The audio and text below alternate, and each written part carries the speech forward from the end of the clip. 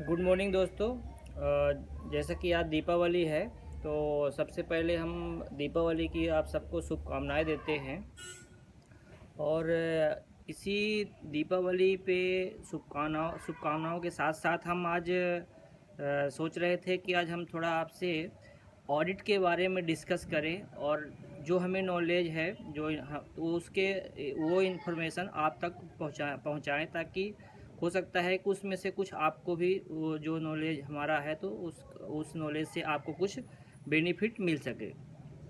तो जैसा कि क्या है कि ऑडिट जो होता है तो ऑडिट जनरली लोग करते हैं पर थोड़ा बहुत कुछ ना कुछ कहीं ना कहीं एक कन्फ्यूजन रहता है। तो जैसे कि ऑडिट कौन कौन से ऑडिट होता है इंडस्ट्री में, तो होता है प्रोसेस ऑडिट होता है।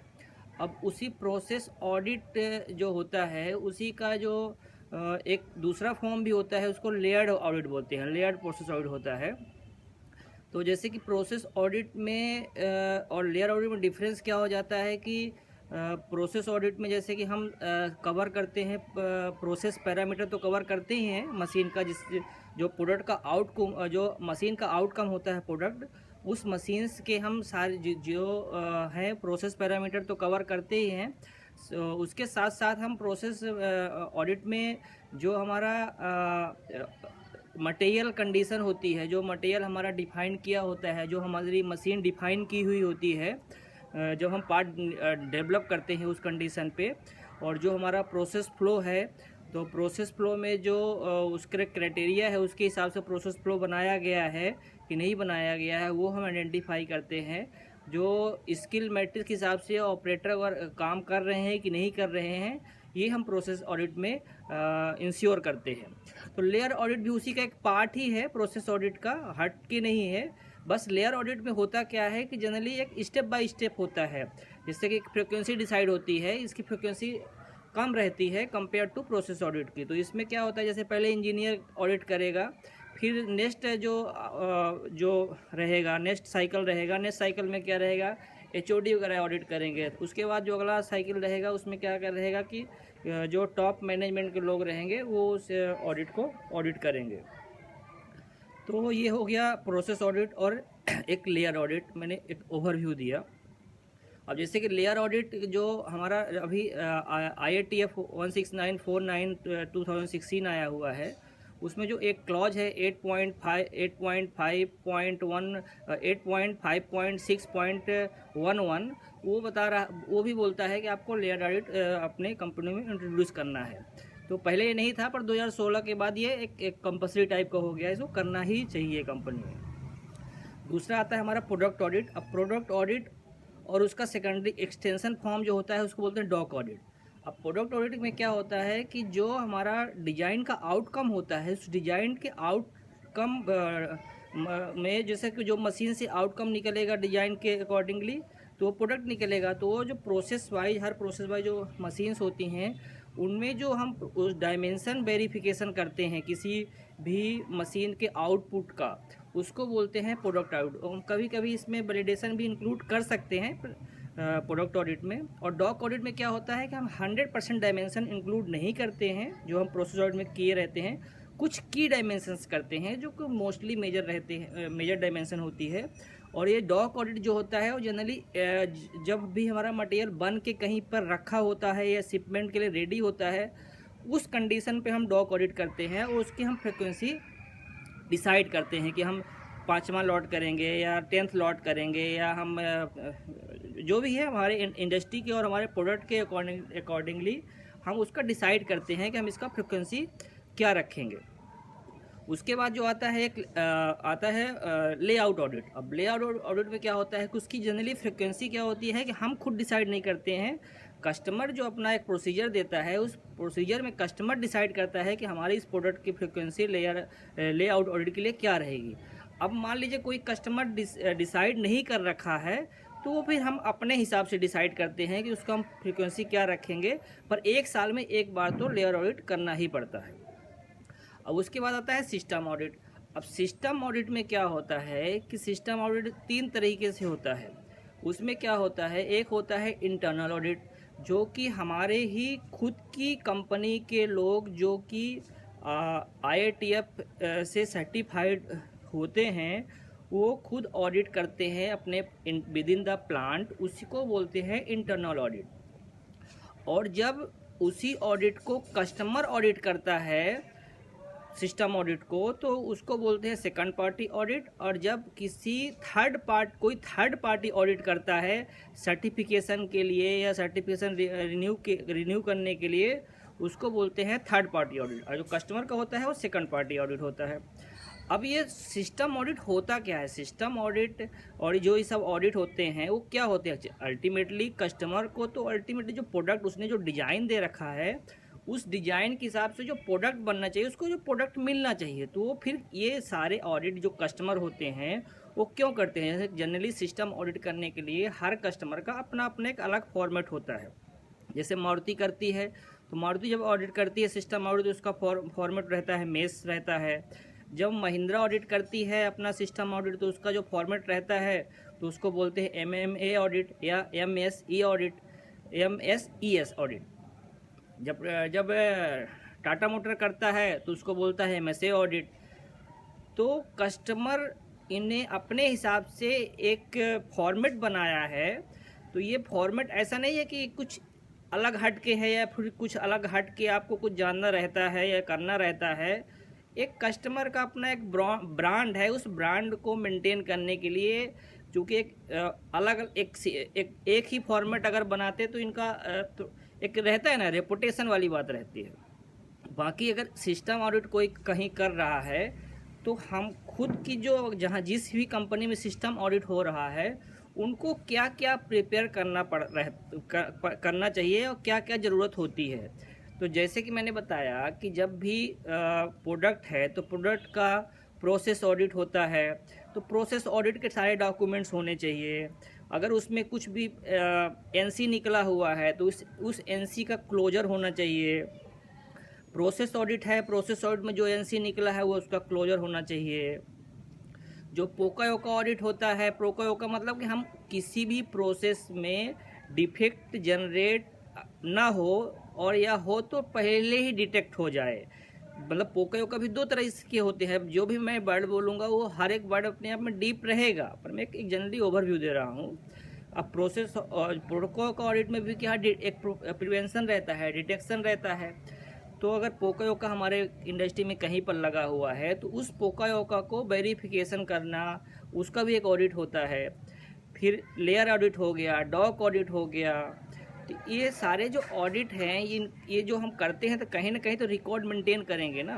तो सिस्टम ऑडिट में क्या है कि इन सबको वो वेरीफाई करते हैं, जो आते हैं इसको वेरीफाई करते हैं। दूसरा चीज़ वो क्या करते हैं सिस्टम ऑडिट में, वो ये भी वेरीफाई करते हैं कि जो कंपनी है तो कंपनी ने क्या गवर्नमेंट के सारे रूल एंड रेगुलेशन को फॉलो कर रही है। पता चला कि हम इस कंपनी से पार्ट ले रहे हैं और कल ये कंपनी बंद पड़ जाए, क्यों? प्रोडक्ट की वजह से नहीं। अगर कोई गवर्नमेंट के रूल रेगुलेशन फॉलो नहीं करते रहेगी तो गवर्नमेंट उसको बंद कर सकती है ना, 15 दिन 1 महीने। तो कस्टमर का पार्ट में फ़र्क पड़ेगा ना, वो नहीं पहुंच पाएगा, उसको जहां डिलीवरी देना रहेगा वो नहीं हो पाएगी। तो इसलिए कस्टमर क्या करता है, सिस्टम ऑडिट करता है कि जो ये हमारा सप्लायर है ये सारे के सारे रूल एंड रेगुलेशन गवर्नमेंट के फॉलो कर रहा है कि नहीं कर रहा है। तो जैसे उसके लिए क्या रहता है, EMS रहेगा।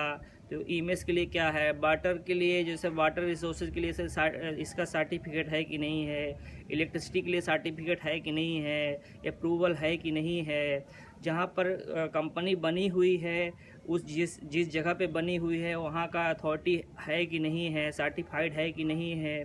तो वो सिस्टम ऑडिट में ये वेरीफाई करेगा। तो एक तो जो लीगल चीज़ें रहेंगा वो वेरीफाई करेगा। जो HR रहेगा, और HR की पॉलिसी क्या है, HR की पॉलिसी कैसे है, मोटिवेशन अगर एम्प्लॉय जो काम करते हैं उनको मोटिवेशन करने के लिए क्या है। तो ये एक लीगल चीज़ रहता है कि ये कवर होती है। तो लीगल चीज़ में ये सब चीज़ आ जाती है, ये कवर होती है। तो ये सब वो वेरीफाई करेगा, एक एक चीज़ को वेरीफाई करते हैं सिस्टम ऑडिट में कि सारे जो लीगल डॉक्यूमेंट्स हैं वो अवेलेबल है कि नहीं है। तो जो भी जैसे कि जो भी आप कुछ भी कर रहे हैं तो गवर्नमेंट का तो रूल परमिशन लगता है ना, तो वो सब लीगल डॉक्यूमेंट्स में आ जाते हैं। तो जैसे कि अगर कोई एक्सीडेंट हो गया तो एक्सीडेंट में इनका प्रोसीजर क्या है, वो फॉलो कर रहे हैं कि नहीं कर रहे हैं। फिर उसके बाद क्या आता है कि जो सेकंड स्टेप आता है कि इनका जैसे कब जो लीगल वाला रहेगा उसको कंपनी मैनेजमेंट के में हम सब ले लेते हैं कि लीगल जो रहेगा वो कंपनी मैनेजमेंट में आ जाएगा। ठीक है, उसके बाद क्या होगा कि जो आएगी कि इनका टेक्नोलॉजी क्या है, टेक्नोलॉजी में ये क्या क्या काम इनका अच्छा है, टेक्नोलॉजी इनकी कैसी है, इनका R&D रिसोर्सेज क्या है, जो प्रोडक्ट का है प्रोडक्ट को वैलिडेशन करने के लिए क्या है, इनकी जो वैलिडेशन करना है प्रोडक्ट का उसके लिए क्या रिसोर्सेज हैं, इनका इंजीनियरिंग जो डेवलपमेंट है वो कैसे है, ये किस टूल के थ्रू R&D करते हैं या डिजाइनिंग करते हैं। मतलब जो भी प्रोडक्ट को वैलिडेशन से लेकर के और प्रोडक्ट को एक्सपांसन तक के लिए जो भी टेक्नोलॉजी होती है उस टेक्नोलॉजी को वेरीफाई करने के लिए कि इनके पास क्या है और ये कैसे इसको मेंटेन कर रहे हैं, वो सारी की सारी चीज़ें वेरीफाई होती है टेक्नोलॉजी में। उसके बाद आता है प्रोग्राम मैनेजमेंट। अब प्रोग्राम मैनेजमेंट में कोई भी जो चेक ऑडिट करने आते हैं तो प्रोग्राम मैनेजमेंट में क्या ऑडिट करते हैं कि जो ये ऑर्गेनाइजेशन है जिसका वो ऑडिट कर रहे हैं ये किसी भी प्रोजेक्ट को कैसे हैंडल कर रहे हैं। अगर प्रोजेक्ट उनके पास आया हुआ है शुरू से बनने के लिए, कोई पार्ट डेवलप करने के लिए आया, तो वो डेवलप करने में ये क्या रूल रेगुलेशन फॉलो कर रहे हैं, उसका टाइमिंग प्लान बना रहे हैं क्या, जो प्रोजेक्ट डेवलप कर रहे हैं। टाइमिंग प्लान बनाने के साथ साथ उसका जो माइल स्टोन है, जो की पॉइंट है, उसको भी आइडेंटिफाई कर रहे हैं क्या। माइक्रो लेवल का टाइमिंग प्लान है क्या, सप्लायर भी उसमें इंक्लूड रहे। जैसे कि किसी पार्ट, जब कोई पार्ट रहेगा तो उसमें बॉम्ब रहेगा, तो बॉम्ब में क्या रहेगा कि जैसे मान लीजिए 5 चाइल्ड पार्ट से मिला के वो पार्ट बन रहेगा, तो हो सकता है कुछ पार्ट सप्लायर से लेना रहे, तो वो सप्लायर का भी टाइमिंग प्लान में इंक्लूड है क्या, उसका की स्टोन या माइल स्टोन है क्या। ये सारी चीज़ें वेरिफिकेशन जो होती है, जो प्रोग्राम जो प्रोजेक्ट की टीम है वो प्रोजेक्ट टीम जो है कैपेबल है क्या इस प्रोजेक्ट को बनाने के लिए, उनकी कॉम्पिटेंसी क्या है। वो जो इसमें जब प्रोजेक्ट को बनाएंगे, प्रोडक्ट को जब डेवलप करेंगे तो उसमें जो PFMEA है वो कैसे हैंडल कर रहे हैं, क्या कर रहे हैं, उसमें जो क्रिटिकल पैरामीटर होते हैं प्रोसेस के वो कवर हो रहे हैं कि नहीं हो रहे हैं। जो सेफ्टी टीम मेंबर्स हैं वो सेफ्टी टीम मेंबर्स जो हैं उसको कैसे कंसीडर किया हुआ है, उसका रूल क्या है कंसीडर करने के लिए, किसको सेफ्टी में रखना है किसको नहीं रखना है, वो क्या है। तो आप जैसे जानते हैं कि जो इंडस्ट्री में हर चीज़ करने के लिए कुछ ना कुछ प्रोसीजर होता है, वो पूरे हर एक जो भी चीज़ हो रहा है उसका प्रोसीजर क्या है प्रॉपर, वो ये चेक करेंगे प्रोग्राम मैनेजमेंट में। PPAP कैसे कर रहे हैं, PQP कैसे कर रहे हैं, क्या है सिस्टम इसका PQP करने का, क्या है प्रोसेस, क्या है PPAP का प्रोसेस, क्या है PFMEA कैसे कर रहे हैं, सारे पैरामीटर इंक्लूड है, कंट्रोल प्लान कैसे है, प्रोसेस फ्लो कैसे बना रहे हैं। मतलब एज पर जो न्यू गाइडलाइन है वो फॉलो कर रहे हैं कंट्रोल प्रोसेस फ्लो बनाने में कि नहीं, वो बहुत पुराना ही चला आ रहा है ये। और जो भी जैसे कुछ एडिशन होता है, कुछ रिवीजन होता है, तो रिवीजन हिस्ट्री को मेंटेन कर रहे हैं कि नहीं कर रहे हैं, वो सब प्रोग्राम मैनेजमेंट में ये वेरीफाई करते हैं। जैसे कि प्रोडक्ट बन गया तो उसको वैलिडेशन का कैसा रूल है, वैलिडेशन रीवैलिडेशन होता है क्या, कैसे होता है, वो सब चेक करते हैं प्रोग्राम मैनेजमेंट में। उसके बाद क्या आता है कि परचेज, मतलब जैसे कि ये तो हो गया। अब जैसे हम कहीं से मटेरियल का हम परचेज कर रहे हैं तो हम परचेज करने में क्या क्या रूल फॉलो कर रहे हैं, हम मटेरियल जो ले रहे हैं सप्लायर से, क्या हम उससे PPAP ले रहे हैं क्या, कैसे ले रहे हैं, PPAP का कौन सा लेवल ले रहे हैं, उससे हम उसके एंड में प्रोसेस को कैसे वैलिडेट कर रहे हैं, कैसे इम्प्रूव करवा रहे हैं, वो सब चीज़ें आ जाती हैं, सप्लायर इंक्लूड हो जाता है। उसके बाद क्या होता है कि हमारा खुद का प्रोसेस जो होता है, खुद का प्रोसेस जो थ्रू आउट प्रोसेस है जिसमें प्रोडक्ट बनना है, उस प्रोसेस में प्रोडक्ट बनने के लिए जो भी, जैसे प्रोडक्ट डेवलपमेंट में क्या हुआ था प्रोग्राम मैनेजमेंट में कि जो हमने सब PPAP APQP सब जो बना था, वो प्रोसेस जो है प्रोसेस कंडीशन में वो कैसे उसको मेंटेन हो रहा है। अगर उसमें कुछ रिवीजन हो रहा है तो वो रिवीजन जो है वो कहाँ नोट डाउन हो रहा है, कैसे हो रहा है। जो मशीन चल रही है उसमें जैसे मशीन अगर कोई प्रोडक्ट बना रही है तो उसमें कोई ना कोई मैन पावर है, तो उसका वो स्किल्ड है कि नहीं है, उसको हम कैसे चेक करेंगे कि मैन पावर स्किल्ड है। तो वो किसी भी डिपार्टमेंट का हो, अगर कहीं भी कोई काम कर रहा है तो कुछ ना कुछ तो उसकी स्किल होगी, तो उस स्किल के हिसाब से कैपेबल है कि नहीं है, तो उसको स्किल लेवल चेक करना। जो प्रोडक्ट है, प्रोडक्ट को वो मतलब जो प्रोडक्ट हम बना रहे हैं तो उसका जो ओई वगैरह क्या है, वो कैसे, वो कितना परसेंट आ रहा है, वो सब देखना। तो ये और लिमिट सैंपल लगाना, मास्टर सैंपल लाइन पे लगा हुआ होना। तो ये जो चीज़ें हैं, जो हम मशीन जब प्रोडक्ट को जब स्टार्ट करते हैं, शिफ्ट स्टार्ट होती है, जो सेटअप भराता है, सेटअप अप्रूवल होता है, वो मेंटेन हो रहा कि नहीं हो रहा, फ्रिक्वेंसी बेसिस पे प्रोडक्ट चेक हो रहे कि नहीं हो रहे, क्या है इनका डॉक्यूमेंट्स क्या है, कोई डिफेक्ट ऐसा है जो डायमेंशनली नहीं है, जिसको हम डायमेंशनली नहीं बता सकते हैं। डायमेंशन वाला जो डिफेक्ट जो रहेगा तो हम बता सकते हैं, जो डायमेंशन के बाहर रहेगा नोट ओके, जो डायमेंशन में रहेगा तो ओके। कुछ ऐसे डिफेक्ट होंगे जो कि डायमेंशन पे नहीं रहेंगे, तो उसको हम कैसे एक्सप्लेन करेंगे, कैसे बताएंगे, उनको सेलेक्ट करने क्राइटेरिया क्या रहेगा, मतलब एक्सेप्टेंस क्राइटेरिया क्या रहेगा ऐसे डिफेक्ट के लिए, तो वो सब उनका एक एक्सेप्टेंस क्राइटेरिया बनाना, ये सब रहता है इसमें। उसके बाद जो प्रोडक्ट को वैलिडेशन कैसे कर रहे हैं, प्रोडक्ट को कैसे बीच बीच में चेक कर रहे हैं, जैसे कि मैंने आपको बताया ही प्रोसेस प्रोडक्ट और इन सब ऑडिट में जो होता है वही सब दिखाना रहेगा।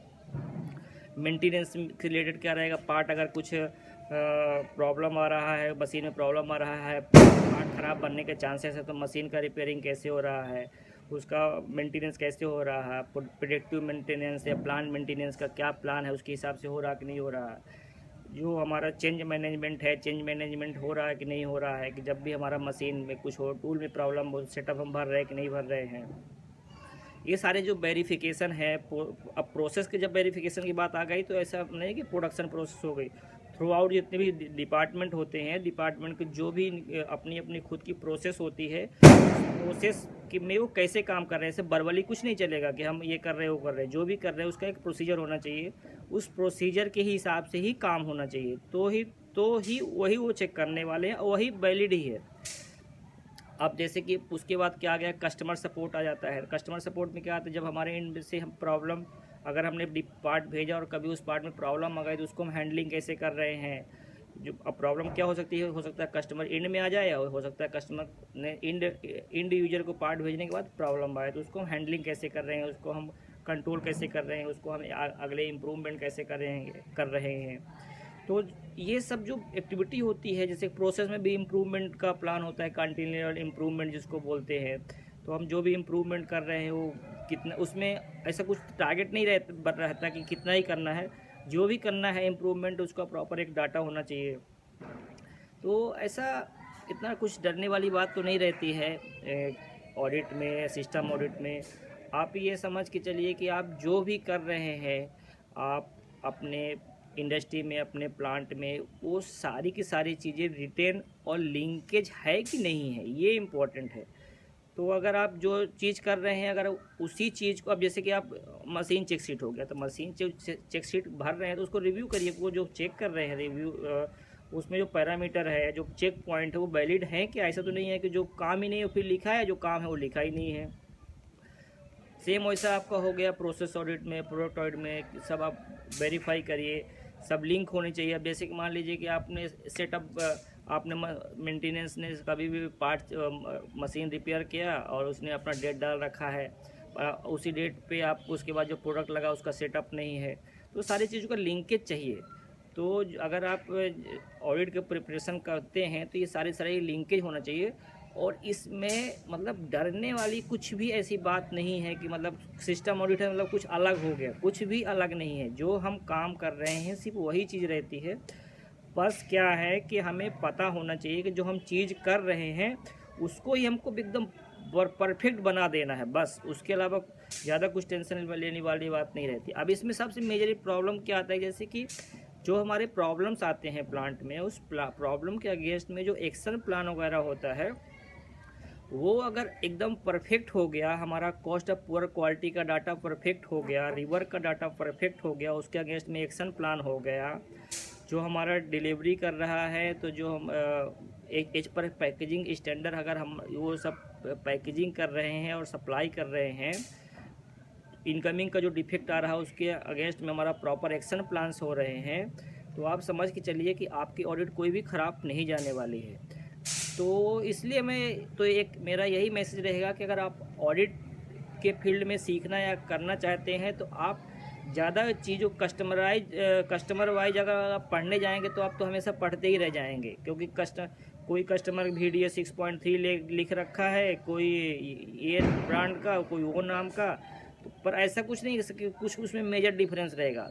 चीज़ रहेगा वही जो आप अपने प्लांट में कर रहे हैं, 1-2% इधर से उधर हो सकता है, बाकी मोस्टली चीज़ वही चीज़ रहेगी जो आप कर रहे हैं, क्योंकि अल्टीमेटली कस्टमर को तो प्रोडक्ट चाहिए ना, और उस प्रोडक्ट को उसमें क्या क्या चीज़ें आ सकती हैं जो उसने डिज़ाइन दिया है, जिस डिज़ाइन के हिसाब से उसको प्रोडक्ट चाहिए, उस प्रोडक्ट में क्या क्या चीज़ें हो सकती है कि जो बाद में उसका प्रोडक्ट उसको ना पहुँचे, क्वालिटी से रिलेटेड हो, डिलीवरी से रिलेटेड हो, तो वो चीज़ उसको फेस ना करना पड़े, उसको प्रोडक्ट गुड क्वालिटी का प्रोडक्ट उसके रिक्वायरमेंट टाइम के हिसाब से उसको सप्लाइड होता रहे, उस चीज़ की वेरिफिकेशन करने के लिए वो आपके प्लांट में आपके सारे रिसोर्सेस आपके सिस्टम को वेरीफाई करता है कि आप कैपेबल हैं कि नहीं हैं। कि पता चला उसको अर्जेंट में कहीं इंडिविजुअल को सप्लाई करना था और आप पार्ट दे ही नहीं पाए, तो वो अपना बना नहीं पाएगा, जो भी व्हीकल बनाना है तो कैसे सप्लाई करेगा।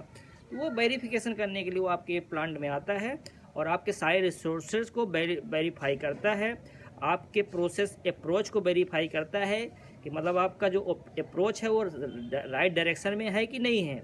अगर आप ऐसा आपका रहता है तो कोई भी ऑडिट आपका फेल नहीं जा सकता कभी भी। ठीक है, इसके साथ मैं अभी स्पीच ख़त्म करूँगा और इसके साथ अगेन आपको बोलूँगा हैप्पी दिवाली। ठीक है, तो आप सबके लिए दिवाली की शुभकामनाएं, घर में एंजॉय करिए। ओके।